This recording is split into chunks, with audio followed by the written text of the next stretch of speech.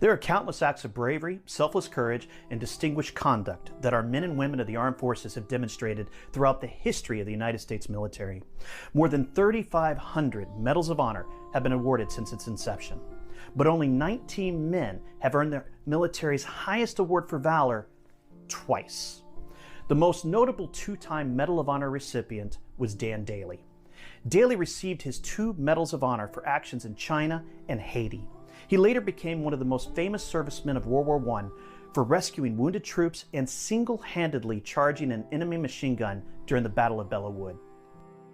Marine Private Dan Daly received his first Medal of Honor for volunteering to defend a position alone while undergoing constant fire from the enemy on the night of July 15th. The year was 1900, during the Boxer Rebellion in China. The Boxers were an anti-imperialist, anti-foreign, and anti-Christian group who wanted to rid China of foreign influence.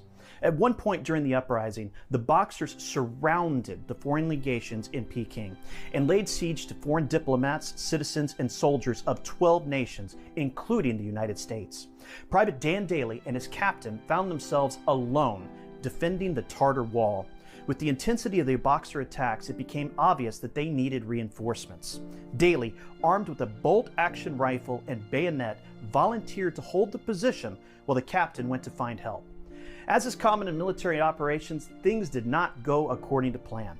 Reinforcements were delayed and the captain did not return until the next day.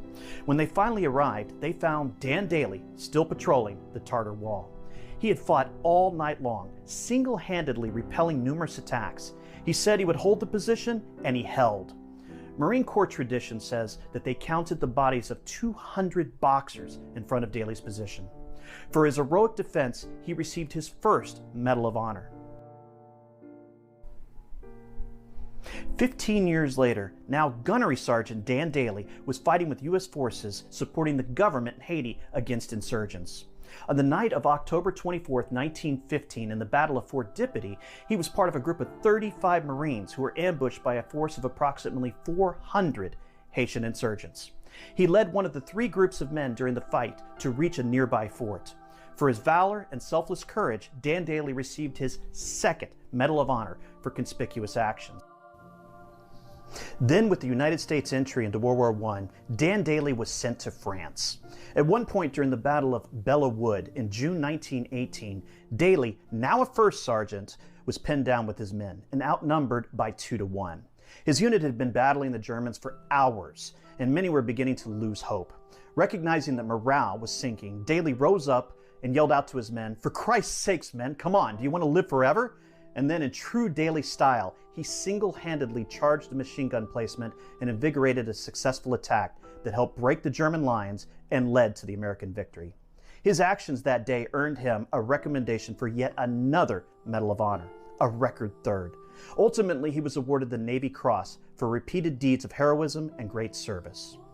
Dan Daly received his Medals of Honor and Navy Cross for his valor and selfless courage. But in reality, Daly's valor is not his most significant action. Marines are, after all, expected to be brave. The fact that he volunteered was his most important act. He volunteered to hold the position at the Tartar Wall in China, to get his men to the fort in Haiti, and to lead his men into the breach despite overwhelming odds at Belleau Wood. Dan Daly passed away in April 1937. His memory lived on in the form of an American destroyer, the USS Daly. The Daly saw 27 months of action during World War II. And now we know. And knowing is half the battle.